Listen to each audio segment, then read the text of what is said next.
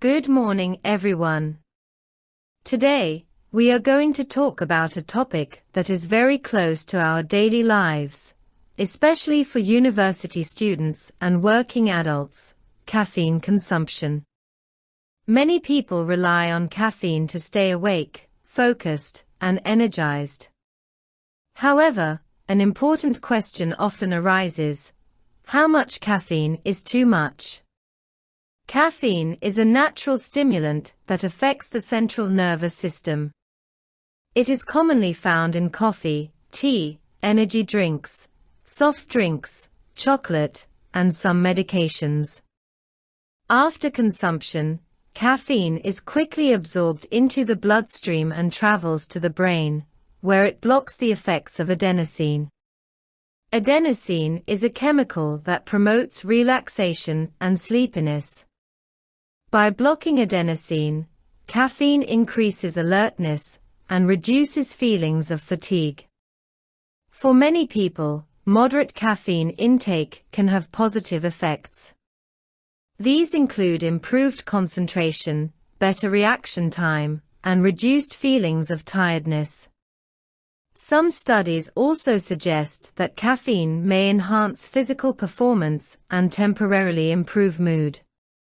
This is why caffeine is widely used by students during exams and by athletes before training or competitions. However, the benefits of caffeine depend greatly on the amount consumed. Health authorities generally agree that moderate caffeine intake is safe for most healthy adults. According to many international health organizations, up to 400 milligrams of caffeine per day is considered a safe upper limit for adults. This amount is roughly equal to 4 cups of brewed coffee, although caffeine content can vary widely depending on the type of beverage and preparation method. Problems begin when caffeine is consumed in excessive amounts. High caffeine intake can lead to a range of negative physical and psychological effects. Common short-term side effects include restlessness, nervousness, rapid heartbeat, headaches, digestive discomfort, and difficulty sleeping. Insomnia is one of the most frequently reported problems, especially when caffeine is consumed late in the afternoon or evening. Long-term excessive caffeine consumption may also have more serious consequences. It can increase anxiety levels, worsen stress, and contribute to dependency. Some individuals develop caffeine dependence, meaning they feel unable to function normally without it. When these individuals reduce or stop caffeine intake suddenly, they may experience withdrawal symptoms such as headaches, fatigue, irritability, and difficulty concentrating. It is important to understand that caffeine sensitivity varies from person to person. Factors such as age, body weight, genetics, and overall health can influence how the body responds to caffeine. For example, some people can drink coffee late at night and still sleep well, while others may feel anxious or restless after just 1 cup in the morning. Certain groups should be especially cautious with caffeine intake. Pregnant women are often advised to limit caffeine consumption to 200 milligrams per day, or less, as high caffeine intake during pregnancy has been associated with an increased risk of low birth weight and other complications. Children and adolescents are also more sensitive to caffeine, and excessive intake can affect their sleep patterns, behavior, and heart rate. Another growing concern is the popularity of energy drinks, particularly among young adults. Energy drinks often contain high levels of caffeine, combined with sugar and other stimulants.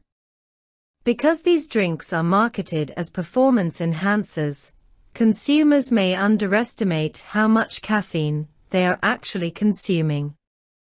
Drinking multiple energy drinks in a short period can easily exceed safe caffeine limits and increase the risk of adverse effects. Caffeine can also interact with certain medications and medical conditions. People with heart problems, high blood pressure, anxiety disorders, or gastrointestinal issues should consult healthcare professionals about their caffeine intake. In these cases, even moderate amounts of caffeine may worsen symptoms. Managing caffeine intake does not mean eliminating it completely. Instead, it involves making informed choices. One useful strategy is to monitor total daily caffeine intake from all sources, including coffee, tea, soft drinks, chocolate, and medications. Reading nutrition labels can help consumers become more aware of hidden caffeine sources. Timing is another important factor. Consuming caffeine earlier in the day can reduce its negative impact on sleep. Since caffeine can stay in the body for several hours, avoiding caffeine at least 6 hours before bedtime is generally recommended. For individuals who feel they rely too heavily on caffeine, gradual reduction is often more effective than sudden elimination.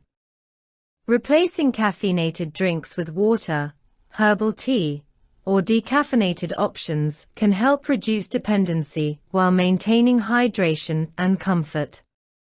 In conclusion, caffeine can be both helpful and harmful, depending on how much and how often it is consumed. Moderate caffeine intake can improve alertness and performance, but excessive consumption may lead to health problems and reduced quality of life. Understanding personal tolerance, recognizing safe limits, and practicing mindful consumption are key to enjoying caffeine responsibly. As future nutrition and health professionals, it is important for you to educate others about balanced caffeine consumption and help them make healthier lifestyle choices. Answer the following questions based on the tape. 1. What is the main topic of the listening passage? A. The history of coffee consumption. B. The chemical structure of caffeine. C. Safe and excessive caffeine consumption. D. Marketing strategies of energy drinks. 2. How does caffeine primarily affect the body? A. By increasing blood sugar levels. B. By blocking the effects of adenosine in the brain. C. By slowing down the nervous system. D. By improving digestion. 3. Which of the following is mentioned as a benefit of moderate caffeine intake? A. Weight loss. B. Better sleep quality. C. Improved concentration. D. Reduced blood pressure. 4. What is the generally recommended safe upper limit of caffeine intake for healthy adults? A. 100 mg per day. B. 200 mg per day. C. 300 mg per day. D. 400 mg per day. 5. Consuming too much caffeine in the short term may cause all of the following except A. Nervousness. B. Rapid heartbeat. C. Improved digestion. D. Difficulty sleeping. 6. What is one possible long-term effect of excessive caffeine consumption? A. Stronger immune system. B. Reduced anxiety. C. Caffeine dependence. D. Faster metabolism permanently. 7. Why do some people experience stronger effects from caffeine than others? A. Because of different coffee brands. B. Due to variations in caffeine sensitivity. C. Because caffeine affects everyone equally. D. Due to different weather conditions. 8. Which group is advised to limit caffeine intake to about 200 mg per day? A. Athletes. B. Elderly adults. C. Pregnant women. D. Office workers. 9. What is a major concern related to energy drinks? A. They are too expensive. B. They contain no caffeine. C. Their caffeine content may be underestimated. D. They are difficult to find. 10. Why should caffeine consumption be limited in the evening? A. It affects digestion. B. It increases hunger. C. It can interfere with sleep. D. It reduces physical strength. 11. Which symptom may occur when a person suddenly stops consuming caffeine? A. Fever. B. Hair loss. C. Headaches. D. Weight gain. 12. What is recommended for people who want to reduce caffeine intake? A. Stop consuming caffeine immediately. B. Replace caffeine with sugary drinks. C. Gradually reduce caffeine consumption. D. Increase energy drink intake. 13. According to the listening, which product may contain hidden sources of caffeine? A. Fresh fruits. B. Medications. C. Vegetables. D. Dairy products. 14. Which health condition may be worsened by caffeine intake?